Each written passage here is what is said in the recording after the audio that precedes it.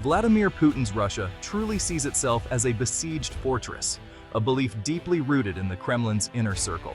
Every Western move, from NATO expansion to support for pro-democracy movements, is viewed as a direct threat.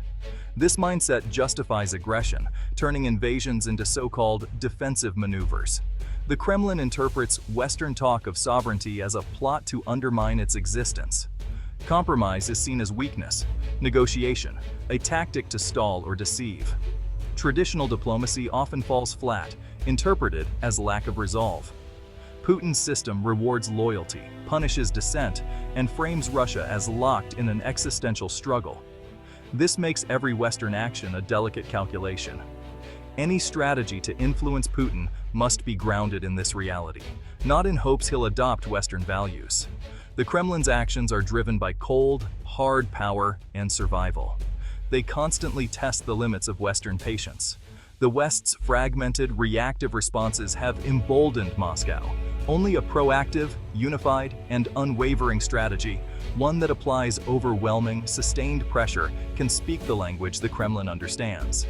Understanding this mentality is the first step to countering it. History offers clear lessons on influencing Moscow. During the Cold War, the West's containment strategy applied military, economic, and political pressure, not wishful thinking. The arms race and economic strain weakened the Soviet Union from within. After the Soviet invasion of Afghanistan, the West imposed embargoes, boycotted the Olympics, and armed the Mujahideen, turning Afghanistan into a costly quagmire. Deploying Pershing II missiles in Europe matched Soviet threats, showing resolve and leading to landmark arms control agreements. These examples reveal a pattern. Russian leaders respond to strength and exploit weakness. Success came from comprehensive strategies, economic pain, military countermeasures, and diplomatic isolation. Appeasement and half measures failed. The lesson is stark. A hesitant or divided response invites further aggression. Only firm, unified resistance makes the cost of aggression unacceptably high. The Kremlin pushes until it meets real resistance. That's the only language it respects. Since 2014, and especially since 2022, Western sanctions have aimed to cripple Russia's war machine. Billions in assets have been frozen, and access to Western technology restricted. Yet, Russia's economy has proven more resilient than expected, thanks to years of preparation and shifting trade to China and India. High energy prices and state spending have cushioned the blow. Sanctions are a long-term game. Their impact is slow and cumulative. Now Russia struggles to access key technology, and its civilian economy is straining. But Putin bets he can outlast Western political will, counting on fatigue and division. Sanctions test not just Russia's endurance, but the West's unity and resolve. For sanctions to work, they must be comprehensive, relentlessly enforced, and permanent, as long as aggression continues. Any sign of wavering undermines their purpose. The Kremlin is watching for cracks. Only unwavering pressure will have real impact. Endurance is the true battleground. To truly frighten the Kremlin, the West must go beyond imposing sanctions. It must enforce them aggressively. Russia circumvents restrictions through front companies in third countries, exploiting loopholes in Central Asia, the Caucasus, and the Middle East. Plugging these gaps requires more resources for enforcement and secondary sanctions on those aiding Russia. This is politically sensitive, but necessary. The Kremlin fears inescapable systems, not easily broken rules. The West must make it clear. You can do business with the West or with Russia's war machine, not both. Energy is another lever. Despite progress, Russia still profits from oil exports. The G7 price cap needs stricter enforcement. Sanction those helping Russia evade it. Drive down global oil prices to cut Putin's profits. Prepare for long-term economic isolation, including seizing and repurposing frozen Russian assets to fund Ukraine's recovery.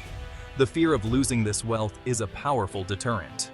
The message aggression means permanent generational loss. That's economic finality the Kremlin can't ignore. Economic pressure is only half the equation. Military support for Ukraine is the other. Ukraine's fierce resistance and Western weapons shattered Russia's initial invasion plans. Yet, Western aid has often been hesitant and incremental, slowed by fears of escalation. The Kremlin exploits this, using nuclear threats to delay advanced weapons deliveries. This self-deterrence prolongs the war and gives Russia time to adapt. To truly frighten Moscow, the West must abandon incrementalism and provide Ukraine with decisive quantities of advanced weapons. Long-range missiles and air power are essential to make Russia's military position untenable. The goal forces Russia to face rapid, catastrophic losses, not a slow war of attrition. A collapsing front line is a political crisis Putin cannot survive. The fear of swift, humiliating defeat is far more potent than slow economic decline. Only overwhelming military support can change Putin's calculus. The West must give Ukraine what it needs to win, not just survive. This is the pressure the Kremlin truly fears. Victory on the battlefield is the clearest message. The battlefield is the West's most powerful political lever. Every Russian defeat sends shockwaves through the Kremlin, undermining Putin's image of strength. Losses like the Kharkiv counteroffensive and the sinking of the Moskva shattered illusions of competence. Military setbacks empower critics and create fissures within Russia's elite. A clear defeat would force the Kremlin to reconsider its strategy. Enabling Ukrainian success is the most direct way to influence Moscow. Putin fears not sanctions, but the prospect of his generals reporting a collapsed front and retreat. Images of Ukrainian advances threaten his regime's stability. Western support for Ukraine is a strategic investment in security. A victorious Ukraine deters future aggression. A defeated Russia must look inward. Giving Ukraine the means to win is not escalation. It's the path to lasting peace. Only undeniable military defeat will force a change in Moscow. Diplomatic isolation is a powerful tool. Putin craves legitimacy and a seat among global leaders. Being a pariah is a humiliation. The goal is to make this isolation undeniable, suspending Russia from forums, ensuring officials face protests, not handshakes. Public shaming chips away at the Kremlin's narrative of righteous power. Isolation also means peeling away Russia's remaining allies through targeted diplomacy. The West must make supporting Russia more costly than staying neutral. The message respect for sovereignty is in everyone's interest. The ultimate aim is to corner the Kremlin, leaving it with only transactional partners. Putin should see a world moving on without Russia. This loneliness is a political vulnerability. Diplomatic isolation quietly amplifies economic and military pressure. It's a pressure the Kremlin cannot ignore. Western unity is the most important weapon against the Kremlin. Putin's strategy is to divide the West, exploiting differences and sowing discord. Since the invasion, the West's unity has enabled strong sanctions and military aid. NATO's expansion is a direct failure of Russian policy. Maintaining unity requires constant coordination and fair burden sharing.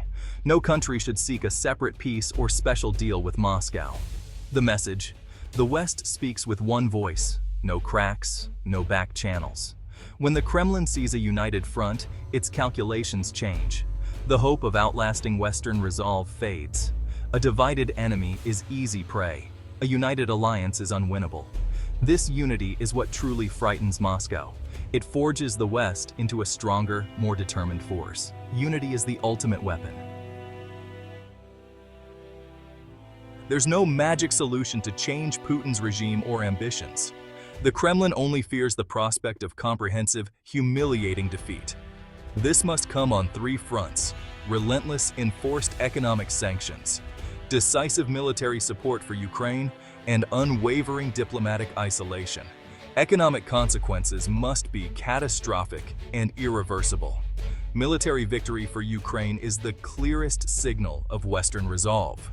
Diplomatic unity amplifies all other measures. The strategy is not provocation, but demonstrating that aggression leads only to ruin. The West must make any other choice impossible for Putin. Only this path secures Ukraine and stabilizes Europe. Strength, unity, and resolve are the keys to lasting peace.